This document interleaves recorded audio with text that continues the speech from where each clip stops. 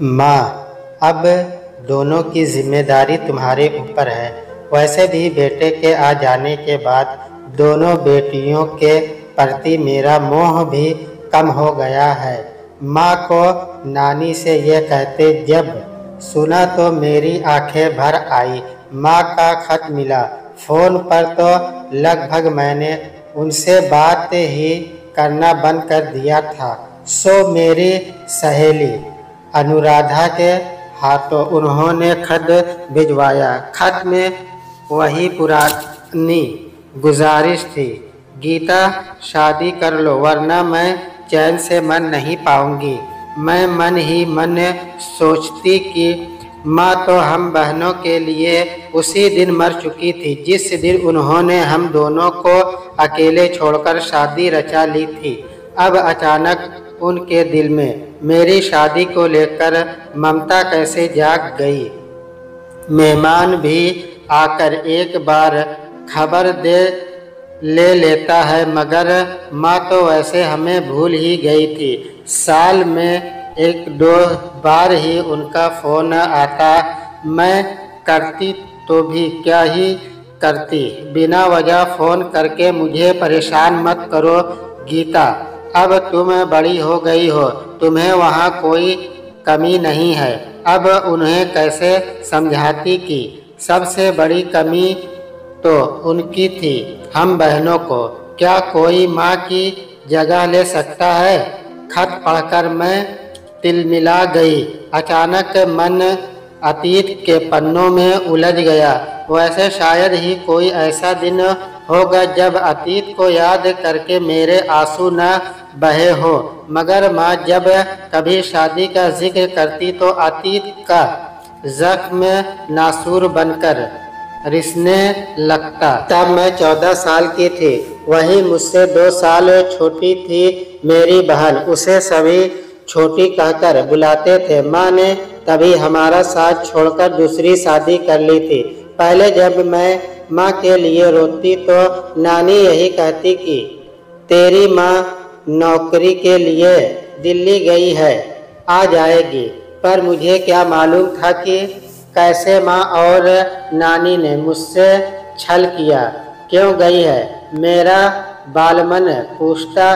क्या कमी थी यहाँ मामा, हम सभी लोगों का ख्याल रखते हैं। तब नानी बड़े प्यार से मुझे समझाती, बेटा तेरे पिता कुछ करते धरते नहीं, तभी तो तेरी माँ यहाँ रहती है। जरा सोच, तेरे मामा भले ही कुछ नहीं करते तो हो, मगर तेरी माँ को ये बात सालती रहती है कि वह हम पर बोझ है, इसलिए नौकरी करके इस बोझ को हल्का करना चाहती है। वे कब आएंगी, बीच बीच में आती रहेंगी। रही बात बातचीत करते रहने की, तो उसके लिए फ़ोन है ही, तुम जब चाहो उससे बात कर सकती हो। सुनकर मुझे तसल्ली हुई। मैंने आंसू पोंछे, तभी माँ का फ़ोन आया। मैंने रोते हुए माँ से शिकायत की, क्यों हमें छोड़कर चली गई, क्या हम साथ नहीं रह सकते। माँ ने ढाढ़स बंधाया, नानी का वास्ता दिया, तुम लोगों को कोई तकलीफ नहीं होगी। मैंने कहा, छोटी हमेशा तुम्हारे बारे में पूछती रहती है, उसे किसी तरह संभालो, देखो सब ठीक हो जाएगा। कहकर माँ ने फ़ोन काट दिया। मेरे गालों पर आंसुओं की बूंदें लुढ़क गई। बिस्तर पर पड़कर मैं सुबकने लगी।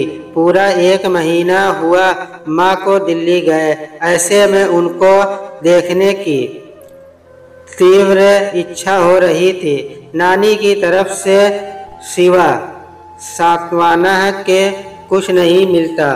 पूछने पर वे यही कहती, नई नई नौकरी है, छुट्टी जल्दी नहीं मिलती, जैसे ही मिलेगी वह तुम सबसे मिलने ज़रूर आएंगी। मेरे पास सिवा सुबकने के कोई हथियार नहीं था। मेरी देखा देखी छोटी भी रोने लगती। मुझसे उसकी रुलाई देखी नहीं जाती थी। उसे अपनी बाहों में भरकर सहलाने का प्रयास करती ताकि उसे माँ की कमी न लगे। माँ के जाने के बाद छोटी मेरे ही पास सोती। एक तरह से मैं उसकी माँ की भूमिका में आ गई थी। अपनी हर छोटी मोटी ज़रूरतों के लिए वह मेरे पास आती। एक भावनात्मक शून्यता के साथ 2 साल गुजर गए। जब भी फ़ोन करती माँ यही कहती, बहुत जल्द मैं तुम लोगों से मिलने बनारस आ रही हूँ, मगर आती नहीं थी। हमारा इंतज़ार सहज धर्म साबित हुआ। आहिस्ता आहिस्ता हम दोनों बहनें बिन माँ के रहने के आदी हो गई। मैं बीए में पहुँच गई कि एक दिन शाम को जब स्कूल से घर लौटी तो देखा माँ आई हुई है। देखकर मेरी खुशी की सीमा न रही।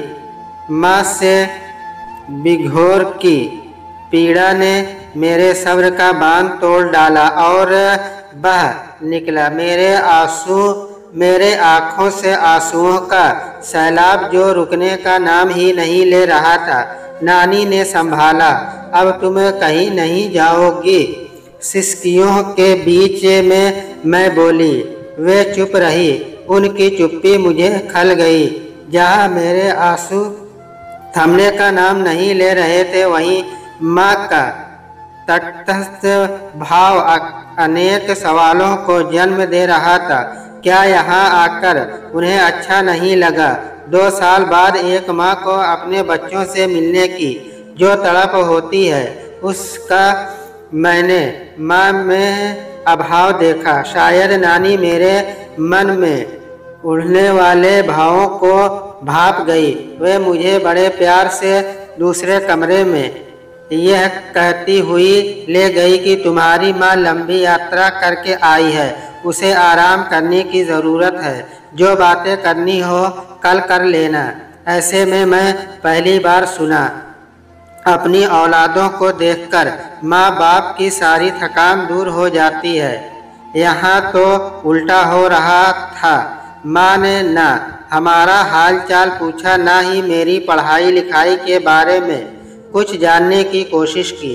उन्होंने एक बार यह भी नहीं कहा कि बेटे, मेरी गैर मौजूदगी में तुम लोगों को जो कष्ट हुआ उसके लिए मुझे माफ़ कर दो। छोटी भी लगभग उपेक्षित सी माँ के पास बैठी थी। माँ के व्यवहार में आए इस अप्रत्याशित परिवर्तन को लेकर मैं परेशान हो गई। बहरहाल मैं अपने कमरे में बिस्तर पर लेट गई। वैसे भी माँ के बगैर रहने की आदत हो गई थी। लेटे लेटे मन माँ के ही इर्द गिर्द घूमता रहा। 2 साल बाद मिले भी तो माँ बेटी अलग अलग कमरे में लेटे हुए थे। सिर्फ छोटी जिद करके माँ के पास बैठी रही। अचानक एक छोटे से बच्चे के रोने की आवाज़ मेरे कानों में पड़ी। मुझे अचरज हुआ। उठकर नानी के पास आई। नानी, किसका बच्चा रो रहा है? नानी कुछ नहीं बोली, मानो वे मुझसे कुछ छिपाना चाहती हो। कोई जवाब ना पाकर मैं माँ के कमरे में आई। देखा माँ एक बच्चे को गोद में लेकर दूध पिला रही थी। मेरे चेहरे पर सिकन पड़ गई। माँ के करीब आई। माँ, ये किसका बच्चा है? माँ ने भी वही किया जो नानी ने।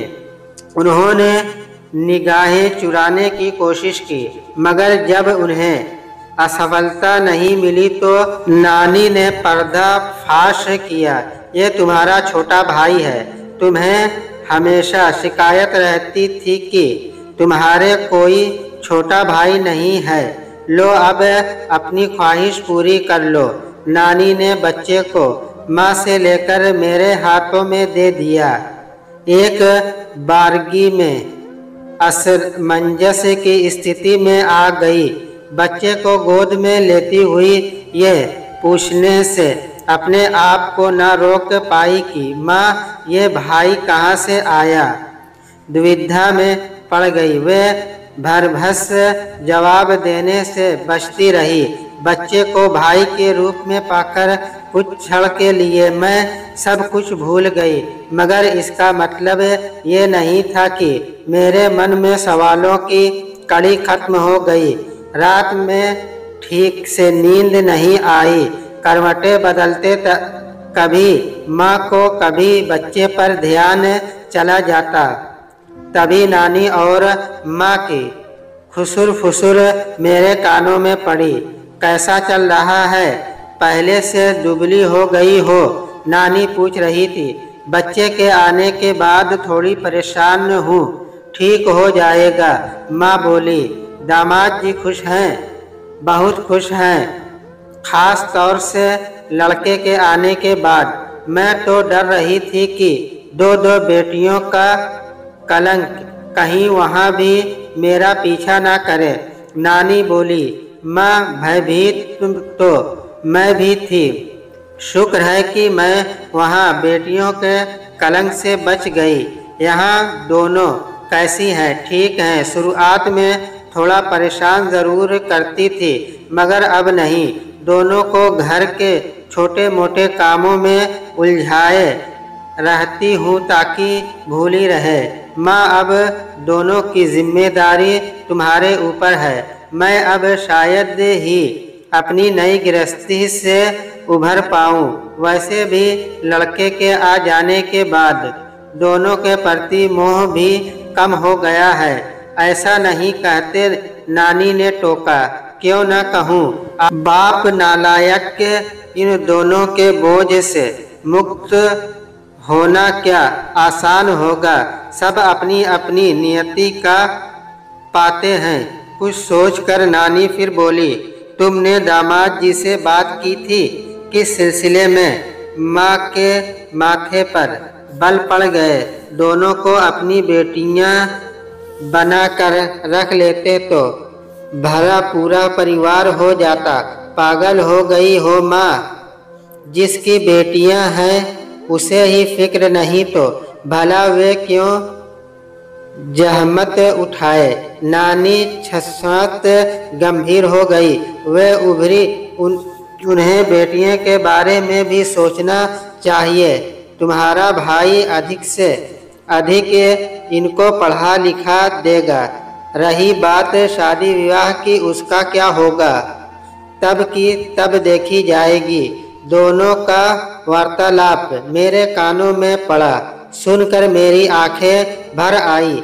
एक माँ के लिए बेटी इतनी बोझ हो गई कि उसे अपनी दूसरी शादी की तो फिक्र है, मगर अपनी बेटियों के भविष्य की नहीं। तब मैंने मन बना लिया था कि आइंदा कभी भी माँ को फ़ोन नहीं करूँगी। उन्हें अपने बेटे से मोह है तो मुझे अपने आप से। मैं अपने पैरों पर खड़ी होकर दिखलाऊंगी कि मैं किसी पर बोझ बनने वाली नहीं। एक हफ्ते रही होगी माँ हमारे साथ। उनका रहना न रहना हमारे लिए बराबर था। उनका ज़्यादातर समय अपने नवजात शिशु के लिए ही था। हम तो जैसे उनके लिए गैर हो गए थे। बहरहाल एक दिन एक आदमी आया जिसे माँ ने पिता कहकर हम दोनों बहनों से परिचित करवाया। मुझे वह आदमी कुछ जाना पहचाना लग रहा था। वह हमारा किस रिश्ते से पिता हो गया ये मैंने बाद में जाना। उसके साथ माँ चली गई। एक अनसुलझे सवाल का जवाब दिए बगैर माँ एक रहस्यमयी व्यक्तित्व के साथ हमारी नज़रों से दूर चली गई। इस बार मैंने अपने आंसुओं को बहाकर जाया नहीं किया, क्योंकि कुछ हालात मेरी समझ में आ चुके थे। फिर भी वे हमारी माँ थी, हमें उनकी ज़रूरत थी। जबकि मैं अच्छी तरह समझ चुकी थी कि हमारी माँ अब हमारी नहीं रही, बल्कि उस बच्चे की माँ बन चुकी थी जो उनकी गोद में था। वह जाना पहचाना व्यक्ति निश्चित ही माँ का पति था, जिसके साथ उन्होंने एक अलग दुनिया बसा ली थी और हमें छोड़ दिया लावारिसों की तरह। नानी के घर में पलने के लिए सोचकर मेरी आंखें आंसुओं से लबरेज हो गई। छोटी तो चुप होने का नाम ही नहीं ले रही थी। मैंने समझाया, देख, हमें माँ के बगैर जीने की आदत डालनी होगी। मन को कड़ा कर छोटी कहकर मैंने उसे सीने से लगा लिया। दीदी, माँ अब कभी नहीं आएंगी। छोटी के कथन पर रुलाई तो मुझे भी फूट रही थी, मगर किसी तरह खुद पर नियंत्रण रखा था।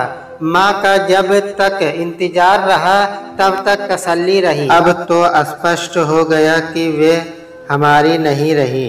शायद ही कभी वे इधर का रुख करेंगी भी तो 2-4 साल में एक आध बार। उनका होना न होना बराबर था हमारे लिए, पर पता नहीं क्यों मन मानने के लिए तैयार न था। मेरी सगी माँ, जिन्होंने हमें 9 महीने गर्भ में रखा, पाला पोसा, अचानक इतनी निर्मोही कैसे हो सकती है? क्यों उन्होंने हमसे विमुख हो दूसरे व्यक्ति का दामन थामा? क्या वह व्यक्ति हमसे ज्यादा अहमियत रखता था माँ के लिए?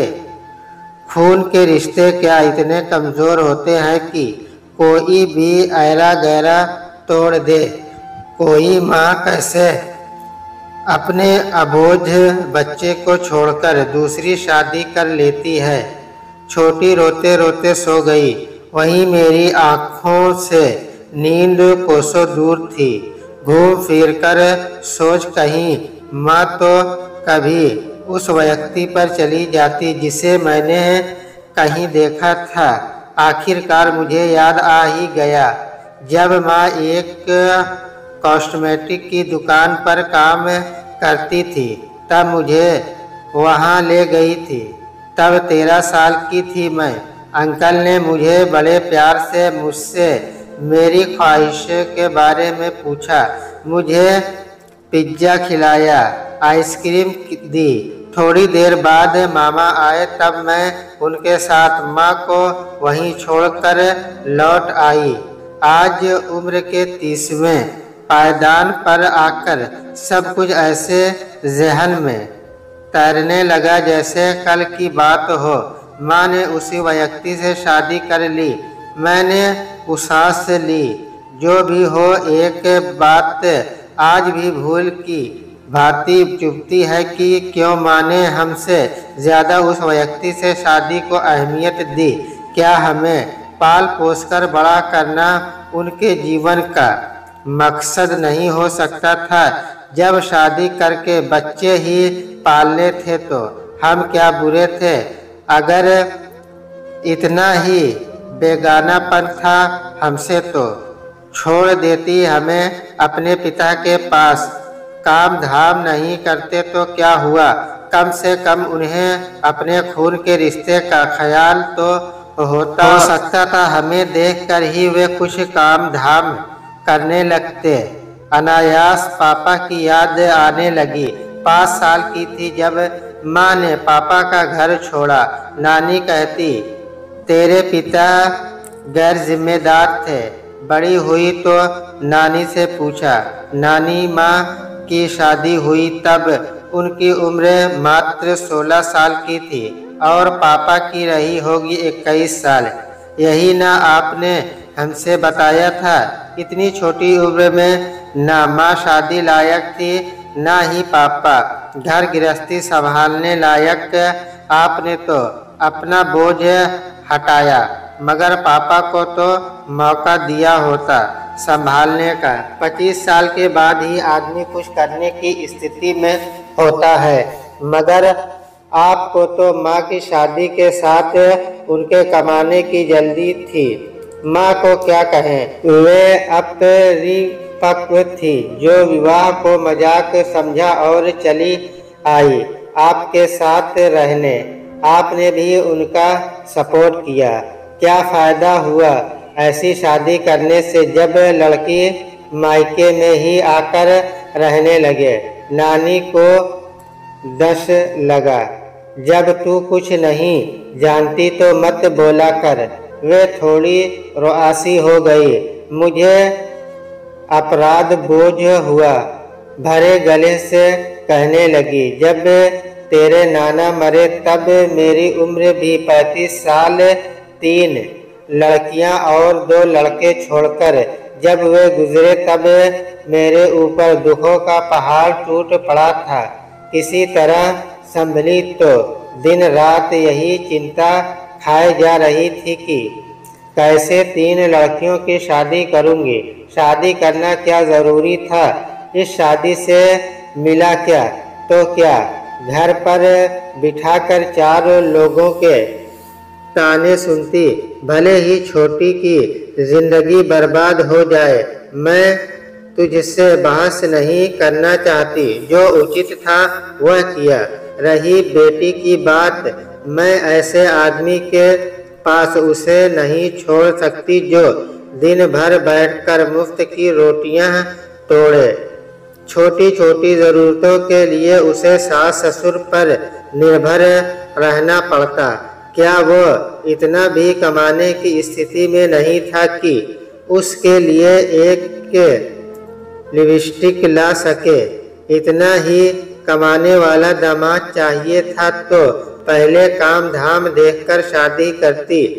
देखी थी बाप की किराने की अच्छी खासी दुकान थी, फिर शिकायत कैसी जब माँ सास ससुर से अपनी ज़रूरतों के लिए कहती, मैं तुमसे बहस नहीं करना चाहती, पढ़ लिख गई हो तो कुछ ज़्यादा ही बुद्धि आ गई है तुम्हें। नानी, मैं सिर्फ इतना कहना चाहती हूँ कि कम उम्र में शादी करके आपने घोर अपरिपक्वता का परिचय दिया है।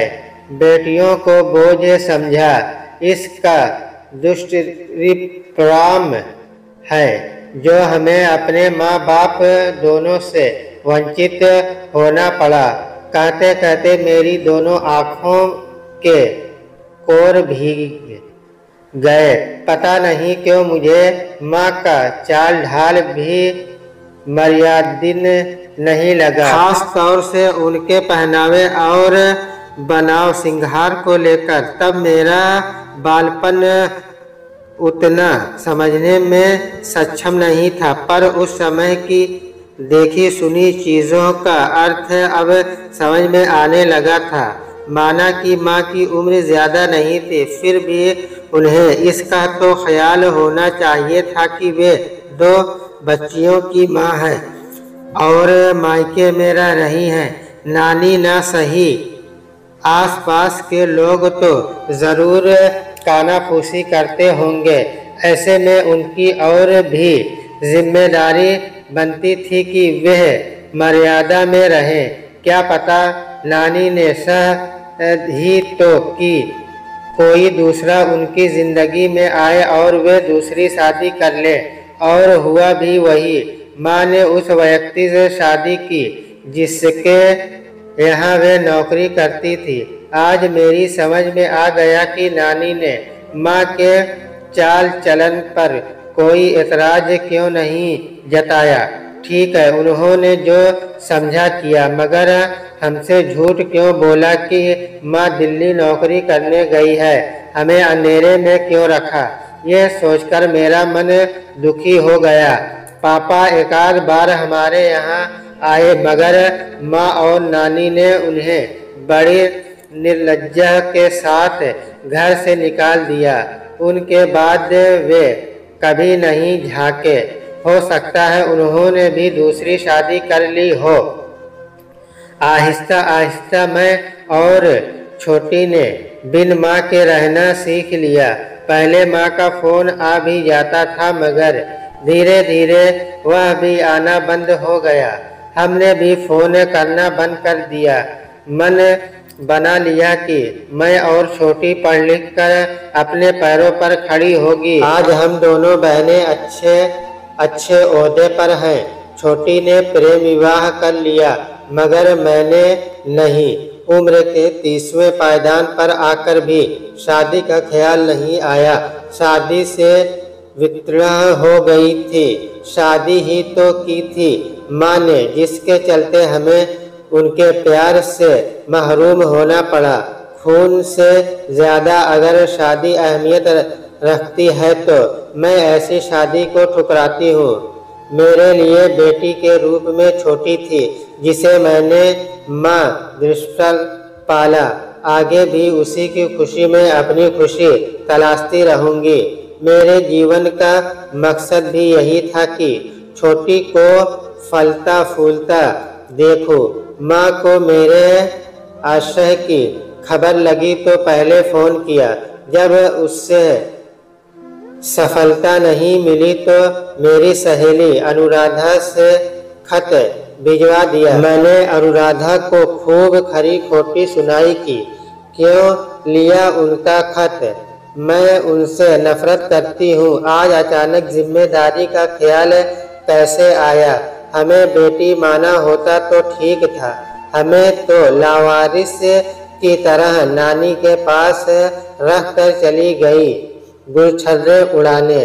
तुम्हें माँ के बारे में ऐसा नहीं कहना चाहिए, अनुराधा ने टोका। मुझे चिंतित अफसोस हुआ। अनुराधा, मैं किसी के चरित्र पर उंगली नहीं उठा रही हूँ। मेरे कहने का आशय यही है कि उन्होंने जो किया क्या वह ठीक था? अनुराधा ने कोई जवाब नहीं दिया। सशात चुप्पी के साथ वह बोली, मैं चाहती हूँ कि तुम एक बार अपनी माँ से मिल लो। मैं उनकी शक्ल भी देखना नहीं चाहती। तुम्हारी प्रतिक्रिया वाजिब है। तुम्हें उनके नहीं अपने तरीके से सोचना होगा। उनकी दूसरी शादी उनकी तब की परिस्थिति और सोच पर निर्भर थी, जबकि तुम्हारी शादी आज की परिस्थिति पर वे ज़्यादा पढ़ी लिखी नहीं थी। तुम हो तो और अच्छी तरह जानती हो कि शादी जीवन को एक लय देती है। जैसे बिना साज के आवाज़ अधूरी है, वैसे ही बिन शादी के जीवन अधूरा।